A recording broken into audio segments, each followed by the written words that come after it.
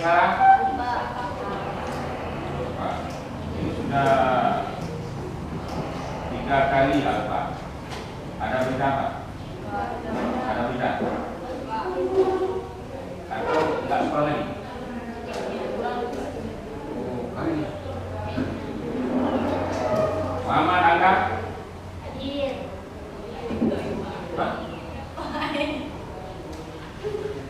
Muhammad apa? Muhammad Iqbal? Muhammad Zulham? Mursali? Nazila Rahmi? Oke, kita lanjutkan pelajaran tentang penyelenggaraan pelaksanaan jenazah. Ada bawa buku pakai nomor? Ada bawa buku catatan? Ini bahannya harus ada. Seperti orang kerja ke sawah.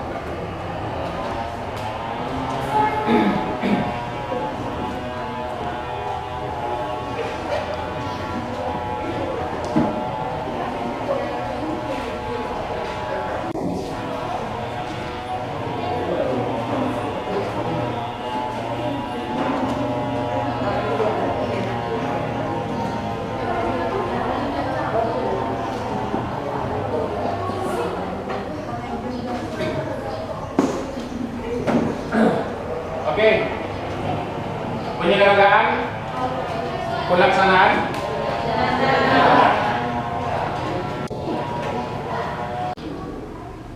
orang yang sudah mati, orang yang tidak memiliki ruhnya sudah keluar. Apabila seseorang meninggal dunia, maka bagi orang yang tinggal ada kewajiban yang dinamakan dengan fardu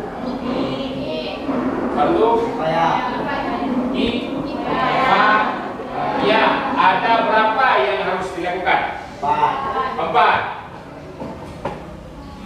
Pertama, memandikan. Kedua, mengkafani. Ketiga, menyalakan. Keempat, menguburkan. Di mana ya? Kurang lah. Sudah? Ada 4 fardu kifayah. Pertama, apabila perempuan yang mati, yang berhak memandikan siapa? Perempuan. Berarti perempuan dulu yang mati. Sebelah sini kan? Nah, apabila perempuan yang mati, yang berhak memandikan atau yang boleh memandikan, pertama, keluarga. Yang kedua,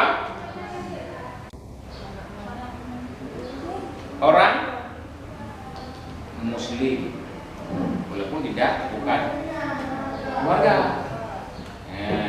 Kemudian,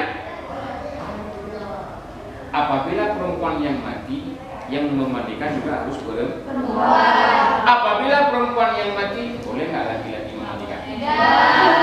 Kecuali keluar. Istri yang mati, boleh suami memandikan. Kalau kalian yang mati, misal, boleh nggak mereka itu memandikan? Nggak boleh, takutnya nanti nggak selesai.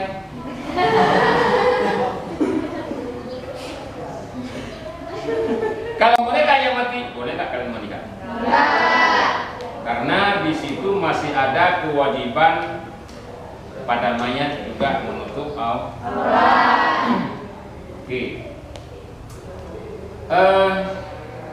Kemudian setelah dimandikan, dilakukan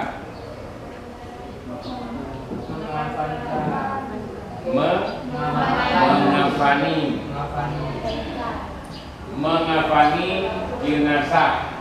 juga ada syarat-syaratnya. Menyalatkan juga ada syarat-syaratnya.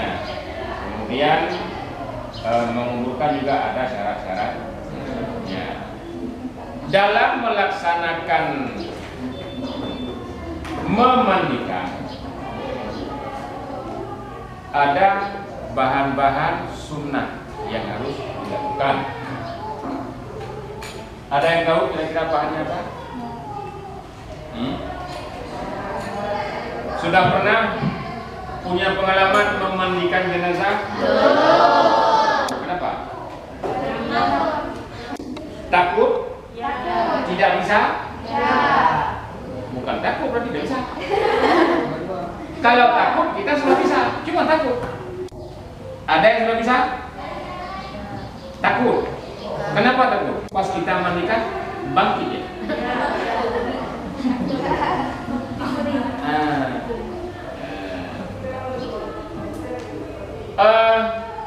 Ada syarat-syaratnya pada saat kita memandikan, kemudian juga membersihkan air sabun, dicampur air bidara dan lainnya. Kemudian dalam mengafani jenazah, bagi perempuan ada berapa lapis kain kafan? 7 atau berapa? 5.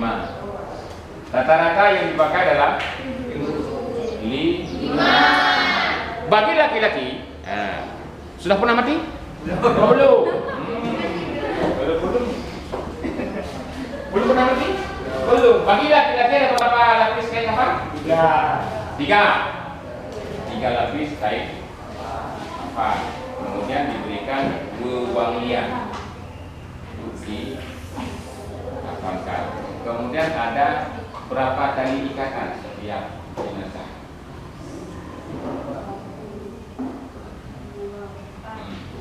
Pertama diikat di kepala, terus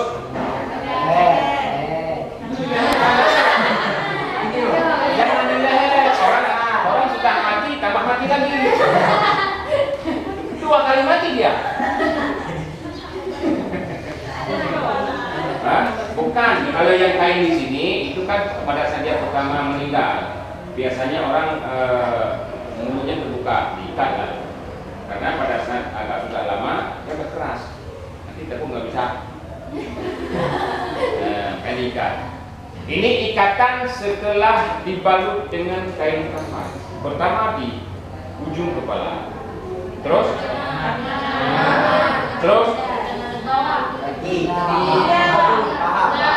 paha, pinggang, terus lutut atau perut? Lutut. Nah, jangan bilang tuut itu bahasa Aceh di Indonesia kan.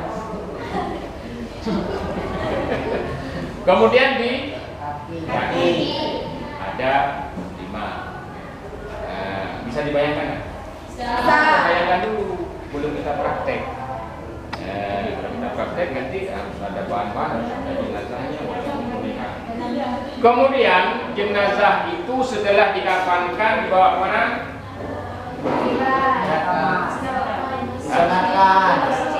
Disalatkan. Boleh di mana saja. Pertama dari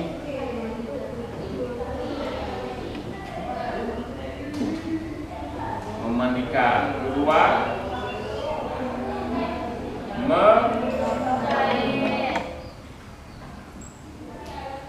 mengafani, ketiga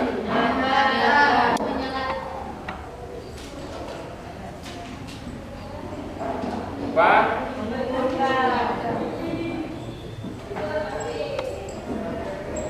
menguburkan. Tadi sudah kita mengafani. Kalau nggak pernah dengar mengafani, mengafankan juga. Pokoknya mayat dibalut. Yang ketiga menyalatkan.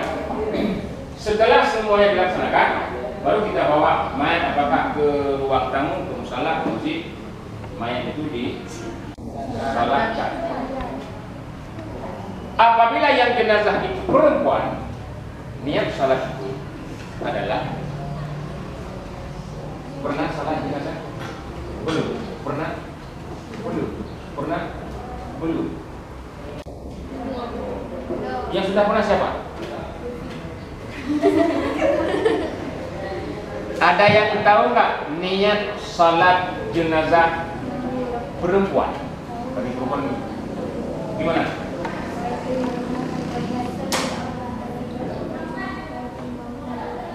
Oke, 100 for you. Oh hanya 100, belum beliau hanya beliau. Bapak 100. Karena hadza. Oke, 100 for you. Thank you very much. Untuk perempuan, hati. Untuk laki-laki, hadza. Bisa niat. Sudah pernah sholat jenazah? Belum. Siapa yang sudah pernah? Yang sudah pernah? Bisa niat? Insya Allah bisa? Bisa? Bisa? Alah, kok lemah kali ya laki-laki? Biasa lihat kita kuat otot. Usali ala. Terus? Arba'ah apa kek? Rakaat tidak ada. Jangan nanti sujud lagi. Usali ala. Dan mai. Arba'ah takbir. Arba'ah takbir.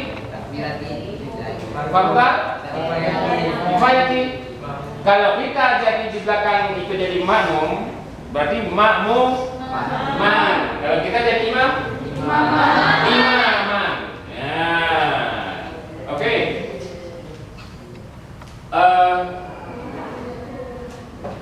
Sebelum masuk kepada menguburkan,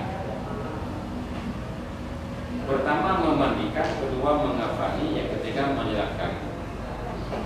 Rasulullah mengatakan bahwa apabila kita melakukan itu kepada mayat, memandikan, mengafani, menyerahkan, maka Allah akan memberikan pahala kepada kita 1 qirah. 1 qirah itu apa? Sebesar apa? 1 qirah itu diumpamakan sebesar gunung Uhud. Tahu nggak gunung Uhud sebesar apa? Hah? Sudah pernah datang? Sudah pernah mengunjungi gunung Uhud? Di Arab Saudi, Jazirah Arab? Sudah pernah ke Arab Saudi? Sama dong. Yang namanya gunung besar. Kemudian setelah kita melakukan satu lagi menguburkan jenazah, setelah jenazah dikuburkan, maka Allah akan memberikan pahala kepada kita 2 qirah, sama dengan 2 gunung Uhud. Seandainya kita bisa lihat pahala sebesar gunung, kita akan berebut. Cuma karena tidak nampak. Jangankan yang sebesar gunung Uhud, piala sebesar ini kita rebut. Karena nampak. Yang namanya tidak nampak tidak berebut. Karena pahalanya cukup besar. Oke. Kemudian kita bawa sampai ke kubur. Mayat dikuburkan, kepalanya ke arah kiblat. Kepala mayat kemana? Menghadap kepalanya ke utara, bukan kepala ke kiblat. Cuma jenazahnya menghadap ke kiblat, dia menyamping. Lambung kanannya kemana? Ke bawah. Lambung kanan ke bawah. Setelah dikuburkan, kemudian selesai.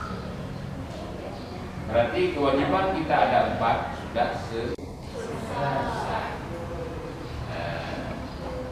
Apabila sudah dilaksanakan tentang pelaksanaan jenazah, maka yang lain pun tidak berusaha. Oke. Sebelah sini ada yang bertanya Ada? Sebelah sini ada yang bertanya. Tentang masalah kalau memang kita hidup banyak dosa, maka dalam kubur akan mendapat siksa. Apabila banyak pahala, maka dalam kubur akan mendapatkan nikmat. Kenikmatan itu lebih besar daripada kenikmatan dunia. Bagaimana? Belum pernah kita rasakan. Belum, karena belum mati. Mau merasakan, mati dulu. Takutnya bukan nikmat nanti. Akhirnya nyesal juga mati. Oke. Kemudian sebelah sini. Pertanyaannya tentang memandikan boleh, mengapani boleh, menyalakan boleh, menyembuhkan boleh. Belakang.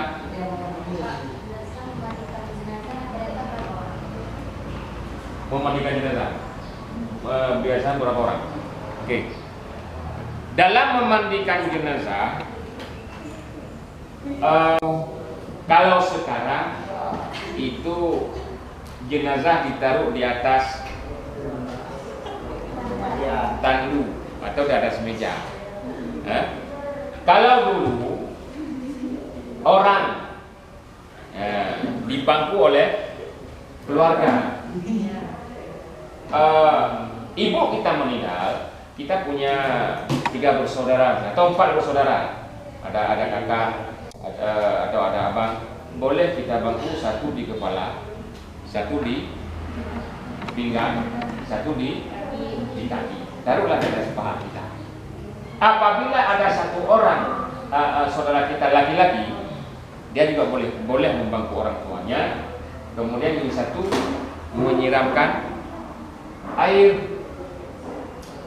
Yang 3 posisi duduk, kita bangku orang tua, satu menyiram, membersihkan kotoran. Pada saat membersihkan kotoran, itu mayat agak diangkat sedikit badannya, diurut-urut, karena kadang-kadang orang mati setelah makan. Kadang habis makan pagi belum sempat ke WC, sudah mati. Ada sesuatu dalam perutnya, tapi bukan emas, tetap najis. Jangan emas. Kadang-kadang pada saat orang sakaratul maut terlalu sakit,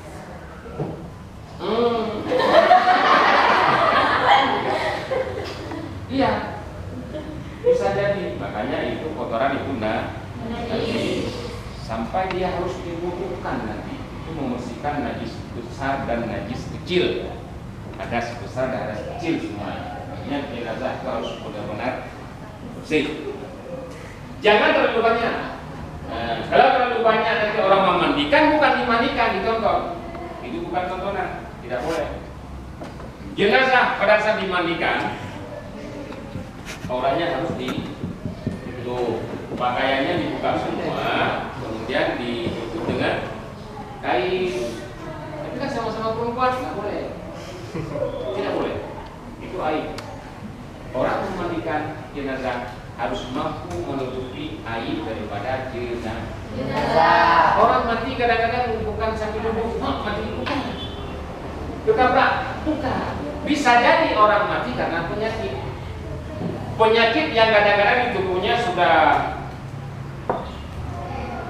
busuk, menjijikkan, ada yang sudah bau, berulat. Pada saat kita mandikan, sanggup enggak itu kita menutupi aib itu. Pada saat kita sanggup menutupi aib itu, setelah kita mandikan, kita yang memandikan seperti bayi yang baru lahir, tidak ada dosa.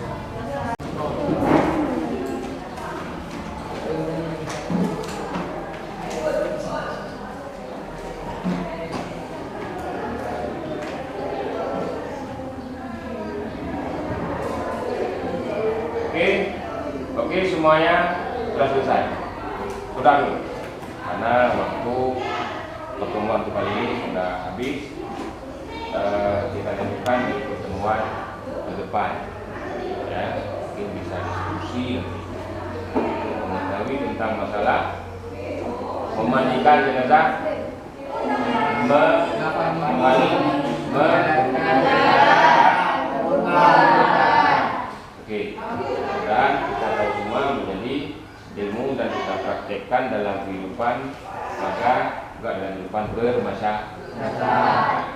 Setiap yang mati wajib dimandikan. Bukan kita mandi sendiri. Bukan sudah mati kesemut mandi. Tidak. Karena ada kewajiban untuk bayar kepada orang lain. Oke, untuk hari ini kita cukupkan. Mudah-mudahan berguna.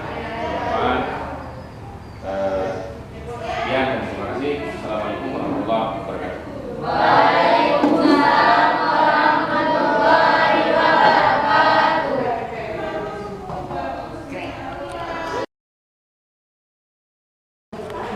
Baik, kau yang tak ber?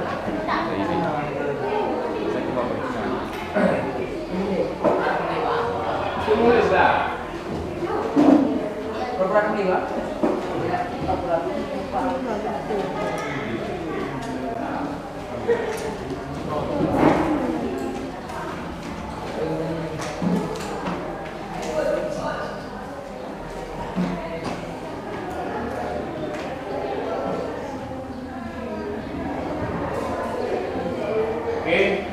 Oke, semuanya sudah selesai.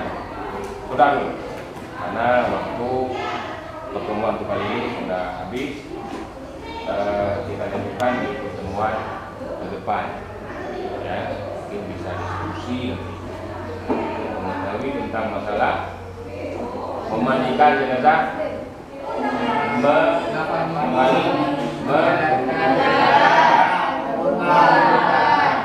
Oke, mudah-mudahan kita tahu semua menjadi ilmu dan kita praktekkan dalam kehidupan, maka juga dalam kehidupan bermasyarakat.